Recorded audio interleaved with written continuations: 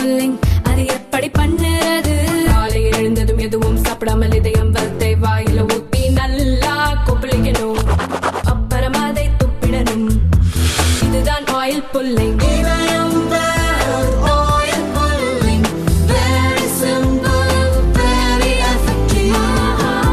வடசென்னையில் நடந்து வரும் அரசு திட்டப்பணிகள் குறித்து முதல்வர் ஸ்டாலின் ஆய்வு செய்தார். சென்னையை சிங்கார சென்னையாக்க வேண்டும் என்ற அடிப்படையில் தான் பல பணிகள் செஞ்சோம்.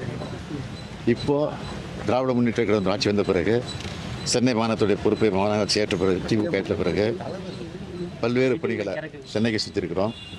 அதில் குறிப்பாக வட சென்னைக்கு வந்து சட்டமன்றத்தில் ஏற்கனவே 1000 கோடி ரூபா மதிப்பீட்டில் வட சென்னை வளர்ச்சி திட்டத்துக்காக ஒதுக்கி ஒரு அறிவிப்பு வெளியிட்டேன். ஆனால் அந்த 1000 கோடியை தாண்டி பல்வேறு துறைகளுடைய ஒத்துழைப்போடு கிட்டத்தட்ட 6350 கோடி ரூபாய் மதிப்பீட்டில் பணிகள் எல்லாம் தொடங்கப்பட்டிருக்கு, நடந்துக்கிட்டு இருக்கு. மொத்த பணிகளை பொறுத்தவரைக்கும் 252 பணிகள். அந்த 252 பணிகளில் 30 பணிகள் முடிக்கப்பட்டிருக்கு முழுமையாக. 166 பணிகள் நடந்துக்கிட்டு இருக்கு. விரைவில் இந்த பணிகளும் முடிவடைய இருக்கு. ஆக இந்த ஓராண்டு காலத்திற்குள்ள எல்லா பணிகளையும் முடிக்க வேண்டும் என்று சொல்லி நான் எல்லா துறைகளுக்கு அறிவு இருக்கிறேன். தொடர்ந்து நம்முடைய அறநிலைத்துறை அமைச்சர் சேகர்பாபு அவர்கள், அதேபோல் மேயர், இந்த வட்டாரத்தில் இருக்கக்கூடிய எம்எல்ஏக்கள், எம்பிக்கள்லாம் தொடர்ந்து ஆய்வு பணிகள் மேற்கொண்டு வேகப்படுத்திக்கிட்டு இருக்கிறாங்க. நானும் இது 2வது முறையாக ஏற்கனவே அடிக்கல் நாட்டு விழாவில் கலந்துக்கிட்டாலும் தொடர்ந்து நானும் அந்த பணிகளை வந்து தொடர்ந்து ஆய்வு பண்ணிகிட்டு இருக்கிறேன். துணை முதலமைச்சரும் ஆய்வு பண்ண சொல்லியிருக்கிறேன். அவரும் நல்ல செஞ்சுருக்காரு. அதே மாதிரி அந்தந்த சம்மந்தப்பட்ட துறையினுடைய அமைச்சர்களையும் ஆய்வு பண்ண சொல்லி நான் குறிப்பிட்டிருக்கிறேன். அவங்க கூட அந்த பணியை வேகப்படுத்திட்டு இருக்கிறாங்க. வட சென்னையை பொறுத்த வரைக்கும் இது ஒரு வளர்ந்த சென்னையாக நிச்சயமாக இந்த ஓராண்டு காலத்திற்குள் உருவாகும் என்று நான் எனக்கு நம்பிக்கை இருக்கு. அந்த பணிகளை இன்றைக்கு நான் மேற்பார்வையிட்டிருக்கிறேன்.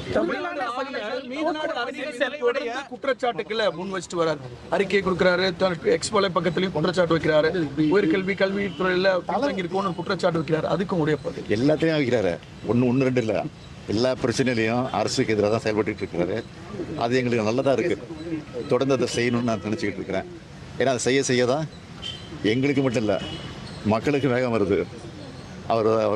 அவருடைய போக்கு வந்து இந்த ஆட்சிக்கு வந்து சிறப்பாக தான் சேர்க்குது. அதனால் தொடர்ந்து செய்யட்டும், தொடர்ந்து செய்ய வேண்டும் என்று நான் கவர்னரை கேட்டுக்கொள்கிறேன்.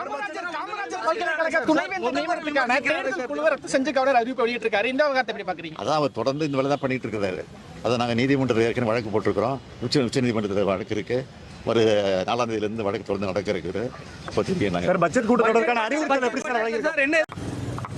பெரியாரை வந்து மரியாதை குறைவாக பேசக்கூடியவர்களுக்கெல்லாம் நான் மரியாதை கொடுக்க தயாராக இல்லை. ஏன்னா பெரியார் தான் எங்களுடைய தலைவர். எங்கள் தலைவர்களுக்கெல்லாம் தலைவர் அவர் தான். அதனால் அதை நாங்கள் பெருசுப்படுத்தல பொருட்படுத்த தேவையில்லை.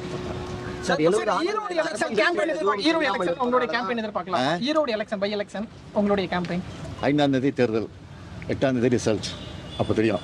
மத்திய பட்ஜெட் என்ன எதிர்பார்ப்பு சார்? கடந்த முறை தமிழகம் புறக்கணிக்கப்பட்டதா அறிக்கை வெளியிட்டிருந்தீங்க. ஏற்கனவே நாடாளுமன்ற கூட்டத்தை உறுப்பினர் கூட்டம் ஏற்கனவே நடந்திருக்கு நாளுக்கு முன்னாடி. அதில் தீர்மானம் போட்டிருக்கிறோம்.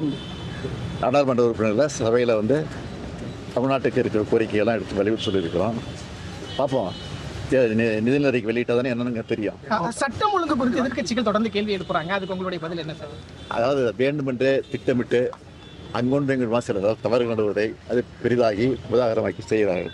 அதை பற்றி நாங்கள் கவலைப்படலை. நாங்கள் எங்களை பொறுத்த வரைக்கும் சட்ட ஒழுங்கு சிறப்பாக தான் நடத்திட்டு இருக்கு. அதனால தான் வெளிநாட்டிலிருந்து வெளி மாநிலங்களிலிருந்து தொழிற்சாலைகள் எல்லாம் தொடர்ந்து வந்துருக்கு.